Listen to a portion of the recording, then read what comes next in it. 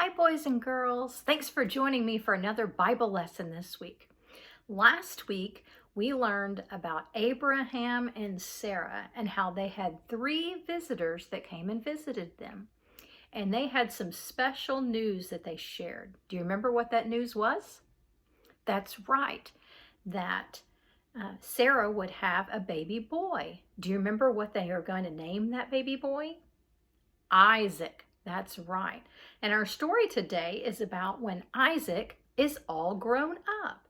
And so we're going to have our story about Isaac and how he finds a wife. But first, let's work on our memory work. Let's review our memory work from last week. Remember, it said, turn from evil and do good. Psalms 34:14. Let's say that again. Turn from evil and do good.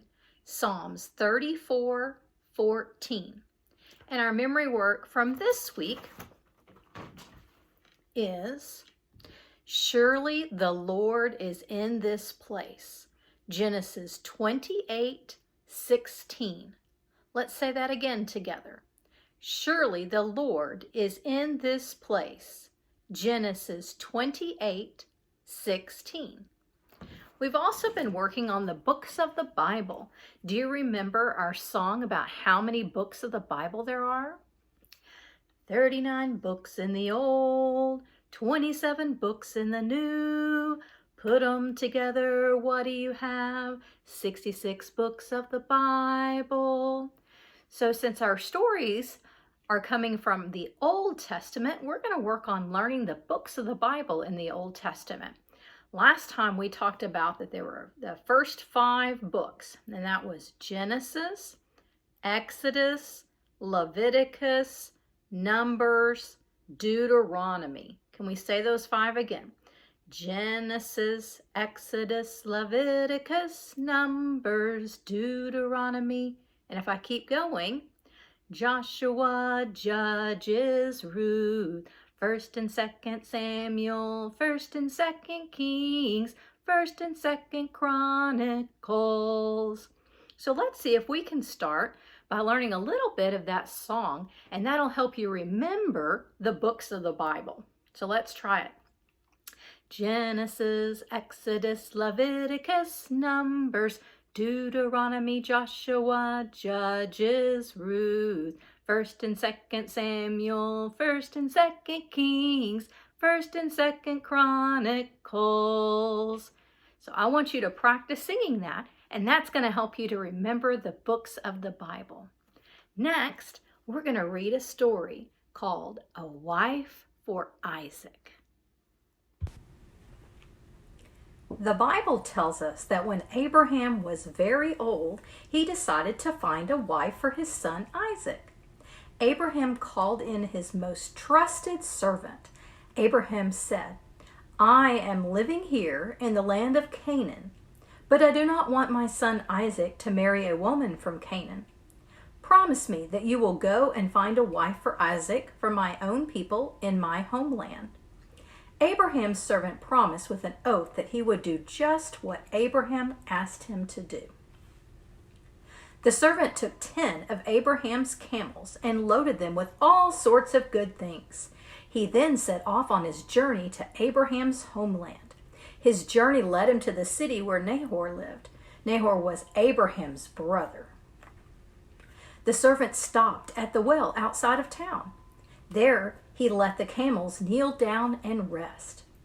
The servant prayed, Lord, you are the God of my master Abraham. Now is the time where women will come out to the well for water. I will ask a young woman for a drink of water.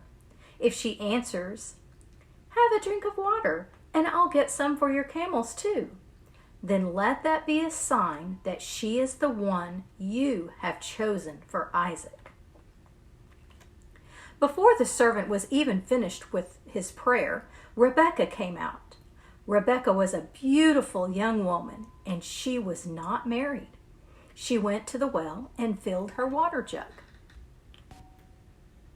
Abraham's servant hurried to meet her. He said, Please give me a little water from your jar.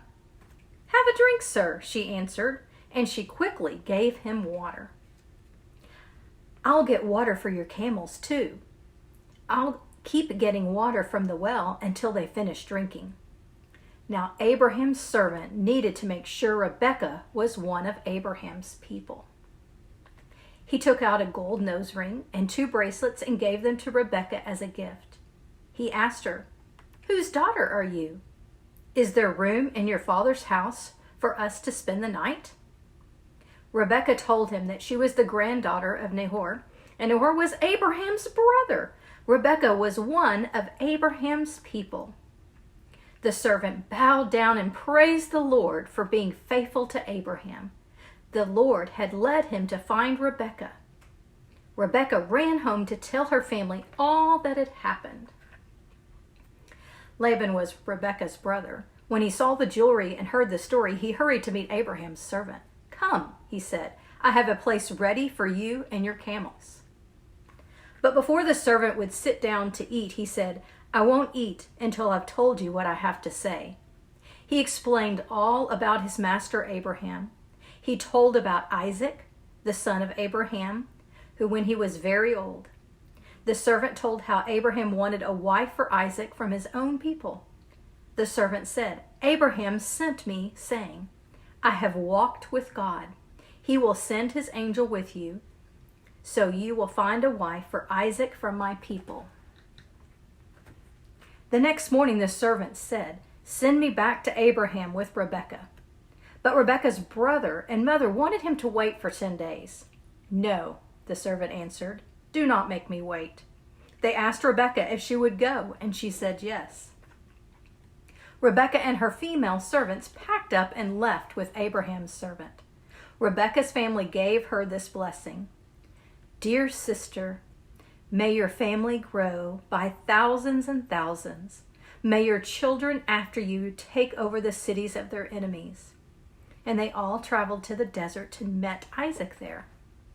Isaac brought Rebekah into the tent that had belonged to his mother Sarah. Isaac married Rebekah. She became his wife, and he loved her. After some time, God blessed Isaac and Rebekah with twin baby boys. They were named Jacob and Esau. I hope you enjoyed our Bible lesson about how Isaac found a wife. Remember that Abraham and Sarah were very old when they finally had a baby named Isaac. When Isaac grew up, then Abraham wanted to find a wife for him. So he sent his servant back to his homeland to find a wife. That wife was named Rebekah. And we know that Rebekah was very, very kind. Do you know how she got to be that way? She practiced being kind. She probably started by practicing being kind when she was a child like you. Are all the children that you know good and kind? Not everyone is kind, unfortunately, but they can be if they want to practice being kind. Kindness isn't always easy, and some people have to work harder at it than others to be kind. But God wants all of his children to practice being kind, even if they don't like the person. It takes a lot of practice, but God always wants us to be kind to everyone. I hope you enjoyed our lesson today, and next week our lesson is going to be about Jacob and Esau, the twin boys that Isaac and Rebekah had. See you next time.